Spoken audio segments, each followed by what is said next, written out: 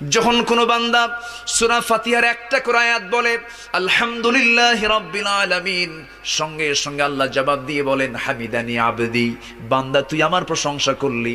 আর রহমানির রহিম যখন বলে আল্লাহ বলেন আসনা আলাইয়া আবদি। মালিক ইয়াউমিদ্দিন যখন বলে আল্লাহ বলেন মাজ্জাদানি আবদি। এরপরে যখন বলে ইয়াকা না'বুদু ওয়া ইয়াকা নাস্তাঈন পর্যন্ত যখন বলে আল্লাহ বলেন বান্দারে তুই আমার কাছে কি চাস, প্রাণ খুলে চারে বান্দা।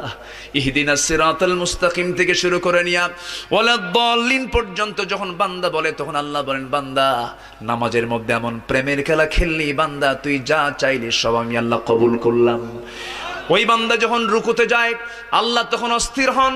ওই বান্দা যখন সিজদায় যাওয়ার জন্য প্রস্তুতি নাই, সমস্ত ফেরেশতাকে ডাক দিয়ে বলেন ও ফেরেশতারা, এই বান্দাগুলো আমাকে দেখলো না, রাসূলকে দেখলো না, কোরআনকে দেখে হাদিসকে বিশ্বাস করে আমাকে খুশি করার জন্য তার সবচেয়ে সম্মানজনক জায়গা সিজদা আমাকে দেওয়ার জন্য, তার মস্তক আমাকে দেওয়ার জন্য কিভাবে সঁপিয়ে দিচ্ছে।